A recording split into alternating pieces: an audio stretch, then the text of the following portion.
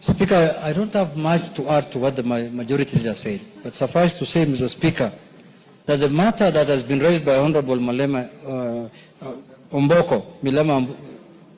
Mr. Speaker, you remember this House never used to have the powers to look into the budget of the country.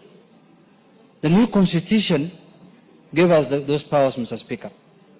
But Mr. Speaker, what has been happening the last 2 years in the Budget and Appropriation Committee of this House, Mr. Speaker, borders criminality. If we lay bare, Mr. Speaker, those things, as has been discussed in the retreat we had of the leadership in Naivasha and also in the House Business Committee, Mr. Speaker, those issues, those atrocities, Mr. Speaker, cannot be shied away from talking about, Mr. Speaker. Mr. Speaker, how on earth can one county have an allocation, budget allocation of 12 billion shillings and our whole region has 60 million shillings, Mr. Speaker? What kind of country are we living in? Mr. Speaker, the Budget and Appropriation Committee went around the country to do public participation.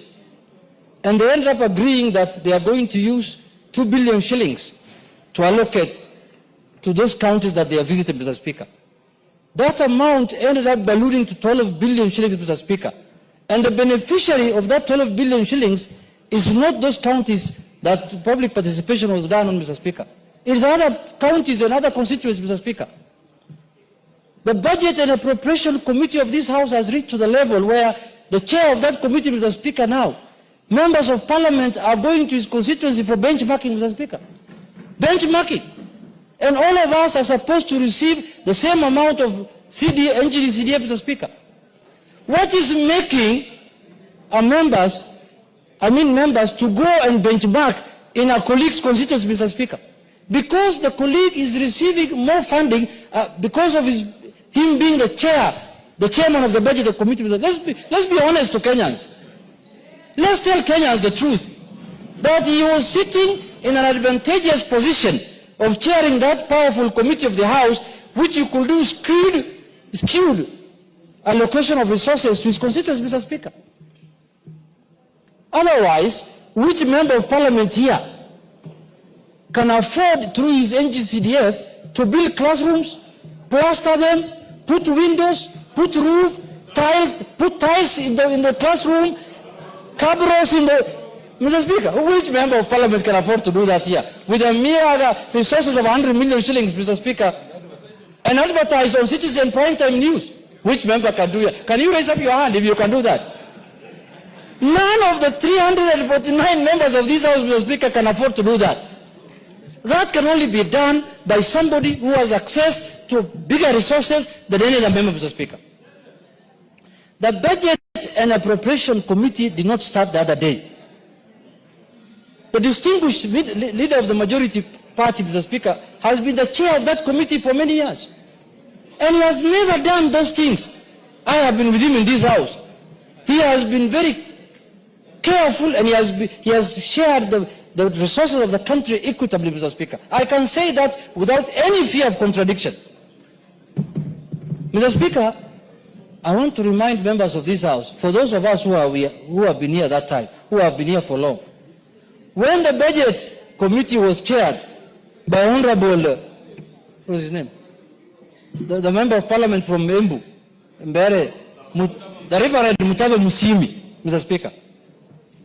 Members of that committee did the same thing they have done the last 2 years. And one afternoon, the late Honorable Jacoyo Bidiwo came to the House, and he was seated exactly where I'm sitting today, and told the House the amount of money the Budget Committee put for themselves in the budget, Mr. Speaker. And the whole committee, that time, the membership of the Budget Committee was 52 or 51? 51. The whole committee was dissolved. And a new committee was formed, Mr. Speaker, based on what Honorable Jacoyo presented to the House, Mr. Speaker. Mr. Speaker, if the Budget Committee does its business the way that the refunct committee has done, Mr. Speaker, the only option, the only solution to Mr. Speaker that's available for this House is to convert the 349 members of this House into a Budget Committee. The whole house becomes the committee of the budget, Mr. Speaker. But as leadership and as parties, we have given responsibility and priorities to certain members. And especially on our side, and I'm sure even on Kenya Kwanza's side, we have picked one member per county from different regions and different counties, so that they can represent the interest of those regions and those counties and those constituencies. But Mr. Speaker, it looks like the committee now sits down and agrees on how to share the resources among themselves, forgetting that they are representing Kenyans and they are representing the whole House, Mr. Speaker, in that committee. As the majority leader has said, we will not desist, we will not hesitate to remove any member who behaves like the defected committee, Mr. Speaker. I know there are remnants who have remained in that committee from the previous committee. I don't want to mention their names. We are giving them a warning that if you are not going to share the resources of the country equitably, Mr. Speaker, we will de-whip them and we will discharge them from the committee, Mr. Speaker. Mr. Speaker, in conclusion, I saw, I don't want to mention names, an old man who has started a polytechnic which has 10,000 people. And he talked about his polytechnic very passionately. And he said he's requesting the executive to give resources to that polytechnic. And the polytechnic has 10,000 students. Mr. Speaker, in their wisdom of lack of it, through the chair of the committee and the committee, gave that polytechnic in Bungoma 25 million shillings and gave another one in another place 250 million, which has only 2,000 students. Was it 10 million? Yeah. They gave only 10 million there, and the other one they gave 250 million shillings, Mr. Speaker. We are going to name them. Mr. Speaker, we will not allow, because this is the House that takes care of the interests of the people, of what is concerned to the people, is discussed here, Mr. Speaker. And this matter of skewed distribution of resources, Mr. Speaker. Look at what's happening in the road sector, Mr. Speaker. It's shameful. In the road sector, Mr. Speaker, there are counties that have not seen any cent to tarmac any road, Mr. Speaker. And there are counties that have been having money every year, every month to tarmac certain roads. In fact, very soon, if we continue like this in the next 5 years, there are counties that will donate tarmac roads to others. They will say, take this tarmac and put it somewhere in your county. You can return it back after 2 years. Just use it for 2 years. Because they don't know where to put it action. Mr. Speaker, I support the majority leader. This country can only prosper. This country can only go far if, as the representatives of the people, we become equitable in sharing our resources, Mr. Speaker. And that is why the Constitution gave us a mandate to look. Otherwise, the Treasury should bring a budget here and we just approve it as they have done. Because the previous Treasury, the previous Ministry of Finance under the previous regimes used to do very dangerous things in terms of sharing of resources of the country.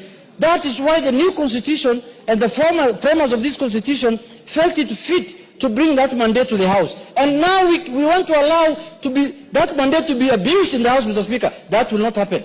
It will not happen over our dead body. With those few remarks, Mr. Speaker, I tell Honorable Melemba, we will stand with you and we will make sure the people of Vihiga get their rightful share of the budget. Thank you, Mr. Speaker.